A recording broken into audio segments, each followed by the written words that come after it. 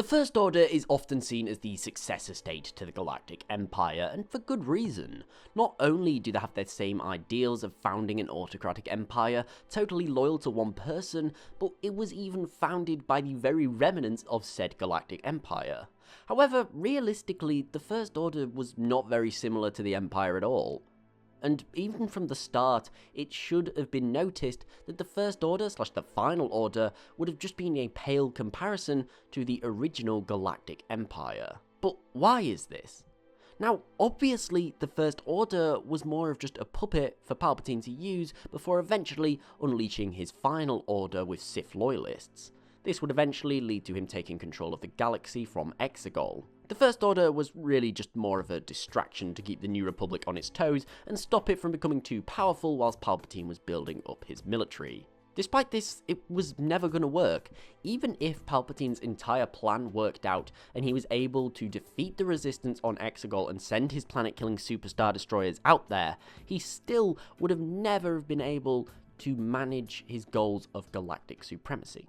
You see, the biggest difference between the Empire and the First / Final Order is that the Empire already existed in the galaxy, just under a different name and a different mantra, the Republic. They were already supported by countless worlds and systems. The Clone Wars had allowed the soon-to-be Empire to gather a huge amount of power across the galaxy. As we know, Palpatine made it his job to increase his emergency powers, because by the time he declared his new Empire, it was too late. He'd already had the jurisdiction to do whatever he wanted. So the Empire basically inherited the galaxy from the Republic. It didn't actually conquer or take it, really.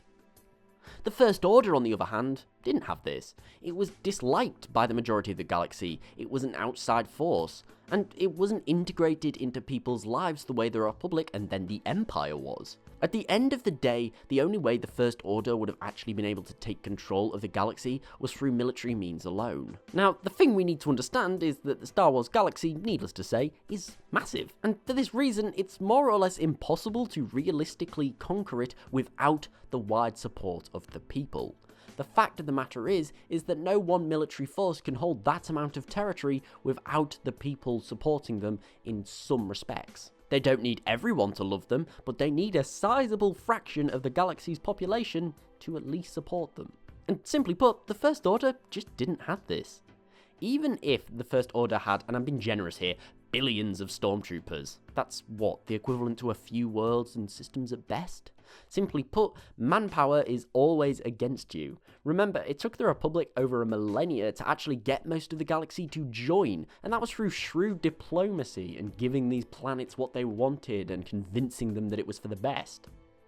How long do you think it's going to take when your entire policy is turning up and killing anybody who resists you? The Separatists of the Clone Wars are a great example of this. Now, remember, they had a huge amount of support of people who didn't want to be in the Republic anymore and wanted to secede.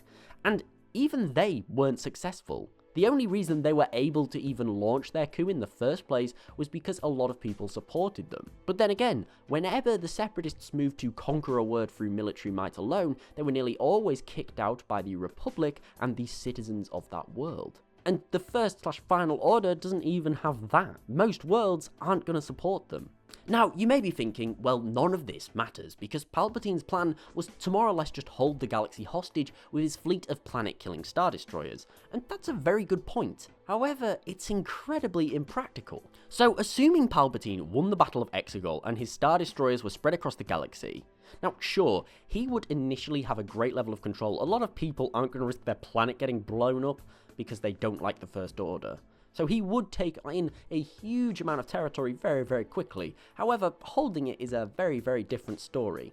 And, I mean, even if he can practically destroy a lot of planets, destroying any world that resists him is just insane. All you're doing in that situation is robbing yourself of manpower and resources, so no one would ever do that. Unless we are going with the idea here that Palpatine was actually insane by the time of the Battle of Exegol, which is kind of possible. We need to also remember the fact that having that amount of planet-killing superweapons spread around the galaxy is insanely risky. How long until one of these Star Destroyers inevitably falls into the wrong hands? Now, we know throughout the Galactic Civil War, the Rebel Alliance hijacked numerous Star Destroyers, And of course they're going to try to get their hands on one that has the capability to destroy basically whatever it wants. This is a disaster. Now your enemy has the ability to also destroy planets. And at this point, you've got mutual destruction. I mean, if both sides would literally just be going around able to wipe out each other's planets. So in my mind, I don't really understand what Sidious believed would happen. Sure, most of the resistance would have been wiped out on Exegol, but as we saw, more people come and take their place. And more resistance groups would have rose up. That is the inevitability of having an autocratic regime. Ultimately, the First and Final Order was never going to be able to fill the shoes of the Empire. It's basically impossible to conquer an entire galaxy without the backing of the people. The Empire was only able to manage it by manipulating a system that had taken a millennia to build. And then, at the end of the day, it only managed to survive for a bit over, 2 decades? And why? Because it lost the support of the people. Once the people chose to support the New Republic over the Empire, its days were limited. So ultimately, the First/the Final Order will have been doomed to failure.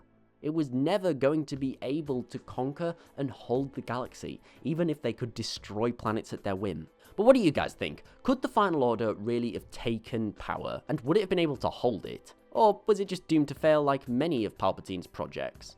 Also, do you guys think that Palpatine was insane? Just a bit of an interesting one. We know that he was very old by the time the Battle of Exegol happened, so just wondering what you guys would think. Please do let me know in the comments below. Now, thank you so much for watching this video. I really do hope that you enjoyed. Please remember to like, share, and sub and all that other fun YouTube stuff, as it's really appreciated, and it helps the channel grow.